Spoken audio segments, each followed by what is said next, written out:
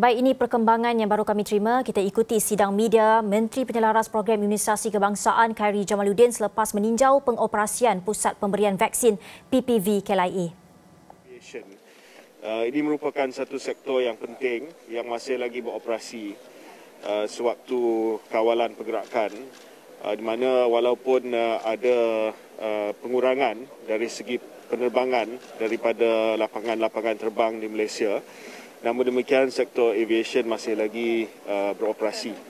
Dan untuk kita melindungi kaki tangan yang terlibat dalam sektor yang penting ini, CITF telah putuskan untuk mengutamakan sektor udara dalam program imunisasi COVID-19 kebangsaan di bawah industri perlu ataupun essential industries. Sebab itu pada hari ini saya telah melawat tinjauan operasi di PPV KLIA, di mana kita telah meluluskan vaksin untuk 22,243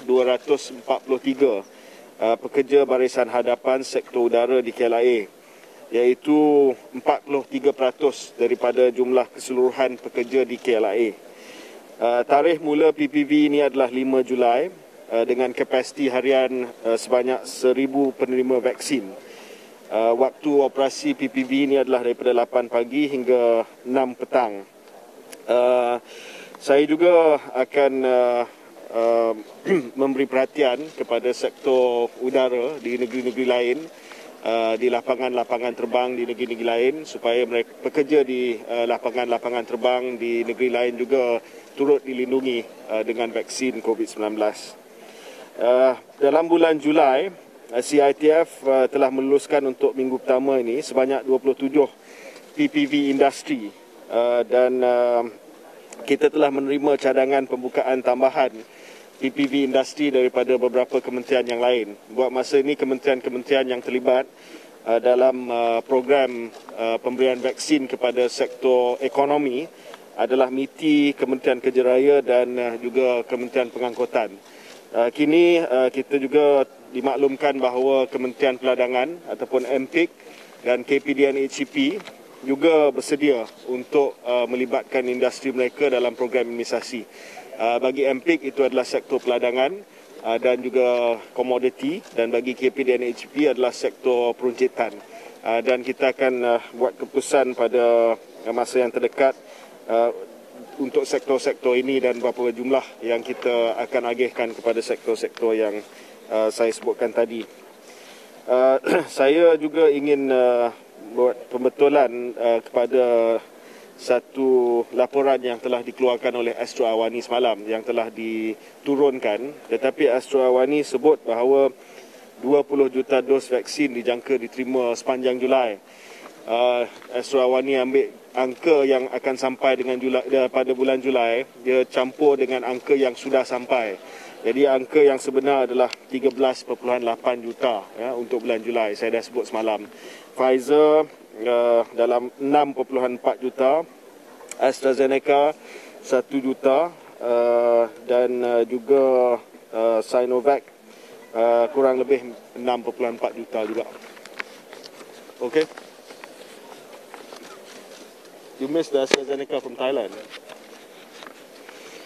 Okey, ada soalan?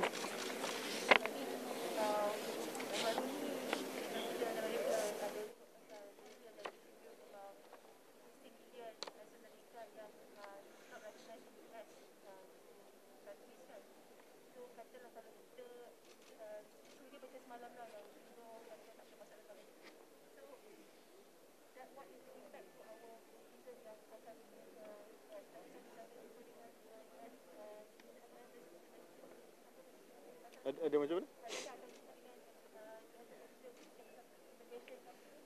Sekarang ini kita masih lagi tidak tahu berkenaan dengan dasar immigration sebahagian besar negara-negara, sebab masih lagi belum dimuktamadkan.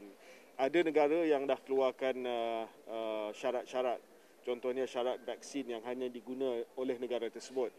Jadi ini adalah satu proses perbincangan yang masih berterusan dengan negara-negara lain.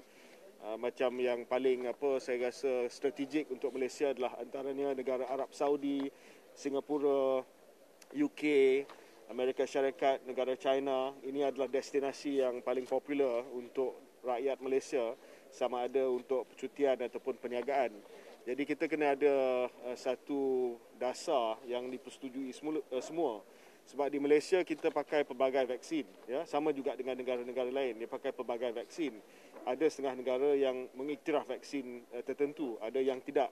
Jadi ini akan menimbulkan satu kekeliruan sekiranya tidak ada dasar yang jelas. Saya telah cadangkan pendirian Malaysia adalah apa-apa vaksin yang dah disenaraikan oleh WHO perlulah diiktiraf, ataupun sekurang-kurangnya perlu ada satu polisi yang jelas. Kalau tak ada pengiktirafan vaksin pun dari segi ujian dibuat pada 2 hari sebelum lepas, mungkin kuarantin dalam 5 hari, dapat buat ujian sekali lagi, kalau clear boleh dilepaskan, ya. Itu mungkin kompromis yang boleh difikirkan kalau dia tak iktiraf vaksin kita lah. Sebab macam mana takkan kita nak suntik banyak kali, ya. Vaksin dulu.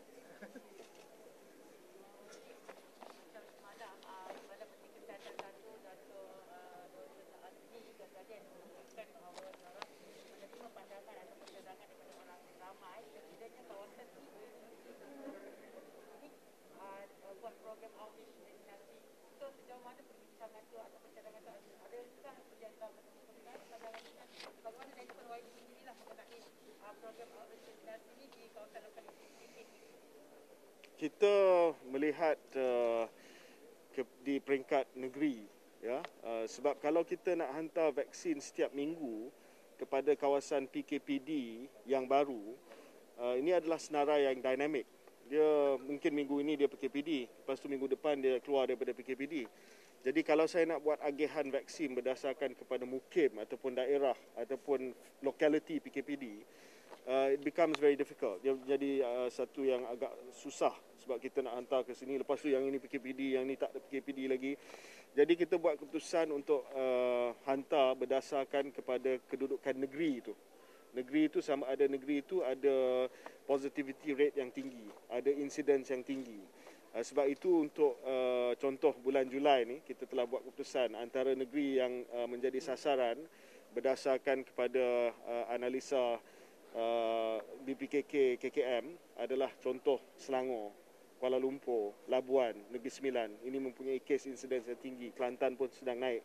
So setiap minggu kita adjust pengagihan, kita melihat semula kepada pengagihan berdasarkan kepada data yang keluar daripada negeri. Tapi kalau kita nak buat di peringkat lokaliti agak sukar untuk dilaksanakan. Macam semalam kerajaan negeri Selangor sendiri ada buat itu bagi inspeksi dekat syarikat. Itu bagaimana? Kalau dapat dilaksanakan boleh. Cuma saya melihat di keseluruhan negara, ya, kalau kita nak shift supply untuk keseluruhan negara berdasarkan kepada PKPD, senarai PKPD yang sentiasa berubah, ia akan jadi suatu perkara yang agak rumit. Okey.